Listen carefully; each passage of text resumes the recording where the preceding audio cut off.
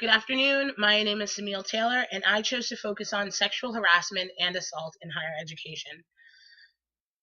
Sexual harassment and assault have become a growing issue on college campuses across the United States.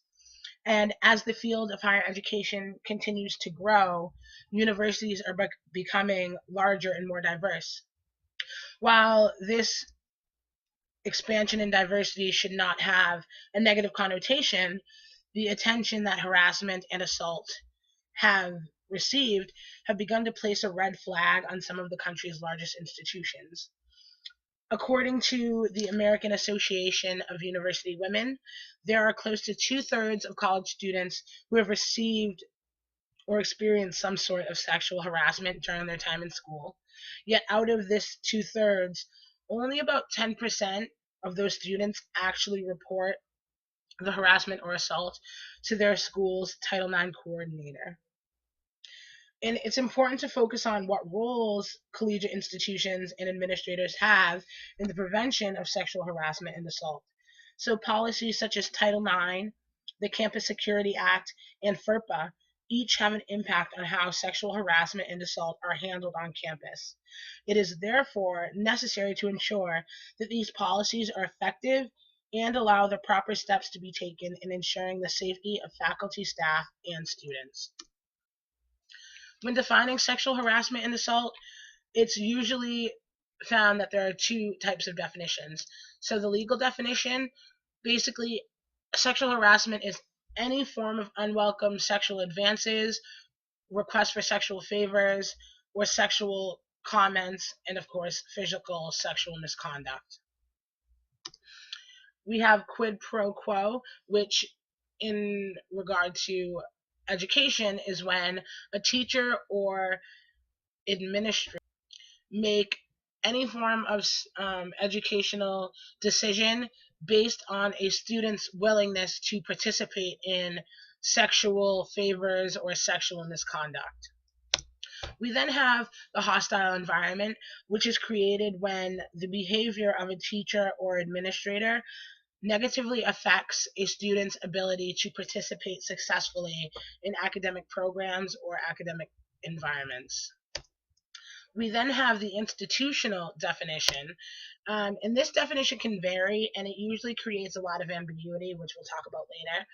So the federal government requires that each collegiate institution not only define sexual harassment and assault in its own terms, but also create a policy and action plan to put in place once sexual harassment and assault occur on their campus.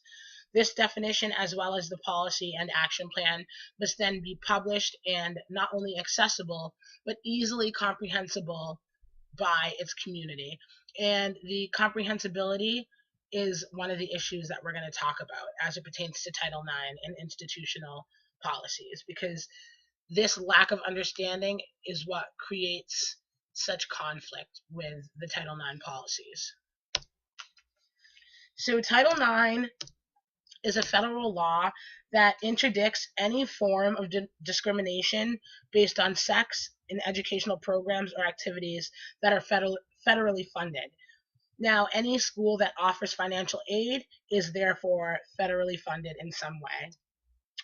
The United States Department of Education, the Office for Civil Rights, also known as the OCR, is responsible for defining and enforcing Title IX throughout collegiate institutions in our country. And the OCR states that under Title IX, discrimination on the basis of sex can also include harassment, rape, assault, violence, battery, or any sexual coercion. As it pertains to institutional responsibilities, the government has mandated that a Title IX coordinator must be appointed at every institution, and this person is responsible for processing and dealing directly with each complaint that is filed. It is also the institution's responsibility to respond immediately as well as effectively once a sexual harassment or assault grievance is filed. Even if a student or family doesn't want to press charges, the school must proceed with an investigation. The institution is also responsible for creating as well as publishing a procedure for its faculty, staff, and students to follow when issues of sexual harassment or assault arise.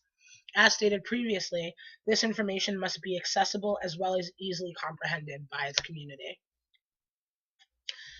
The Campus Security Act of 1990, as amended by the Higher Education Opportunity Act of 2008, requires that all collegiate institutions report statistics concerning any occurrences on campus during the most recent academic year that have to do with sexual misconduct.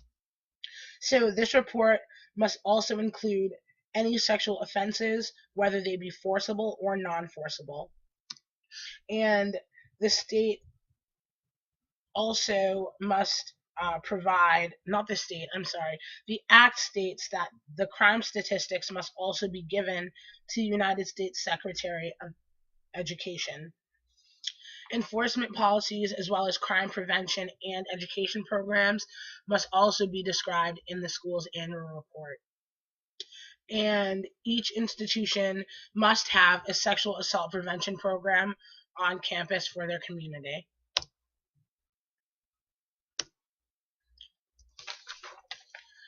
So the AAUW took multiple surveys, and upon taking these surveys, they compiled a list of suggestions made by college students across the country to improve collegiate action plans to sexual harassment and or assault.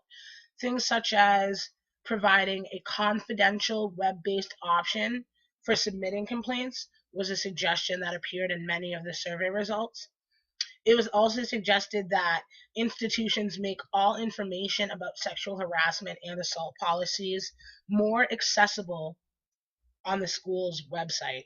So, although this information is usually under the precedent that most Title IX policies, although available as a resource, are usually hidden in a handbook that students don't read or hard to locate on the school website.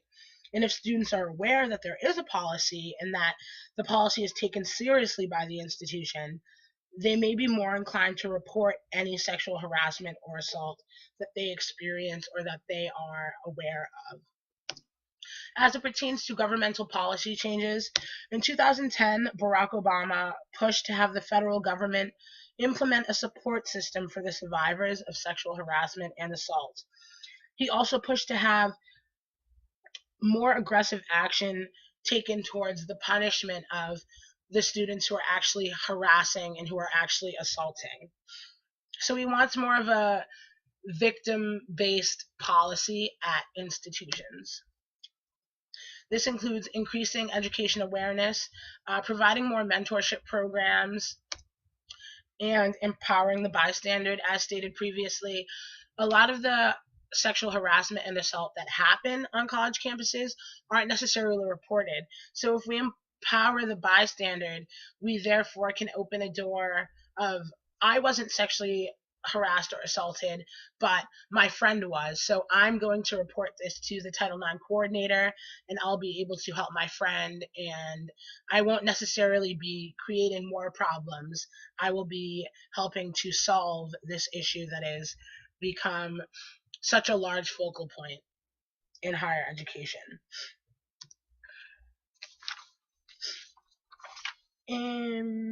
As the law suggests, college administrators and others involved in adjudicating disputes about sexual harassment are supposed to imagine what a reasonable person would think when dealing with the harassment or assault case.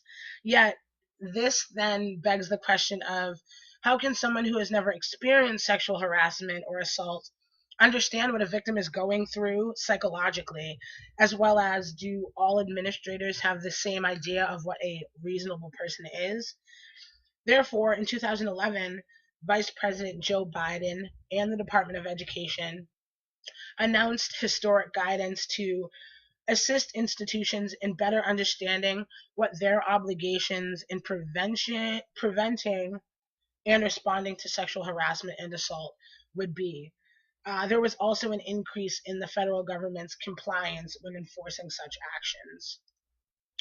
And finally, in 2012, the federal government formulated a new definition of sexual harassment and assault. This definition included men as victims, as well as depicted a better understanding of the realities of sexual assault. This definition better aligns with what most institutions submit to the government as their definitions across the country. Title IX and FERPA. So the question of whether or not Title IX requirements conflict with the Family Education Rights and Privacy Act have become very frequent. So the issue is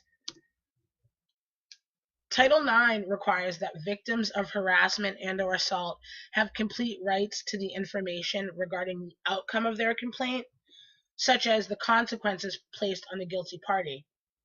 This ensures that the victim is aware of how seriously the institution is taking their complaint, as well as the institution taking the proper steps to resolve the issue, prevent a hostile environment, and eliminate any future cases of harassment or assault. However, FERPA forbids institutions from disclosing information from a student's file without that student giving the school permission. So therefore, FERPA becomes an issue simply because once a sexual harassment or assault is filed, that information becomes a part of the student's educational record. So, despite the above concerns, the Department of Education has expressed that they do not feel as though FERPA conflicts with Title IX in any way. The Department of Ed stated that in 1994, as a part of the Improving America's School Act, Congress amended the General Education Provision Act, of which FERPA is a part of. So this amendment states that nothing in JEPA can affect Title IX. The enforcement of FERPA would interfere with the primary purpose of Title IX to eliminate sex-based discrimination in schools. So this provision has been recognized by the Department of Education, and if there is a conflict between FERPA and Title IX, the Title IX requirements then take precedence over the FERPA requirements. So in conclusion, the undergraduate years are a vital time for a young adult developmentally. According to the AAUW, this is also a critical time for young adults to develop their attitudes about what is appropriate and what is not appropriate as it pertains to sexual contact or sexual conduct. Sexual harassment and assault have become a rising issue in the field of higher education. However, it is a lack of understanding from both administrators and students on the policies such as Title IX that make the handling of this issue even more difficult. It is vital that the collegiate institutions make their Title IX policies not only more comprehensible, but also more easily accessible to its faculty and staff. If there's not a general understanding of how the institutions handle such violations, along with the role the administration has in the Title IX process, victims will be less likely to report the harassment and or assault.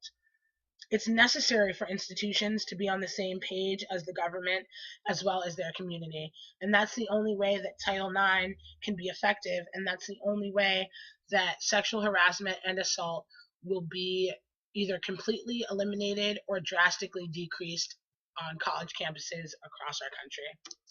Thank you very much for your time.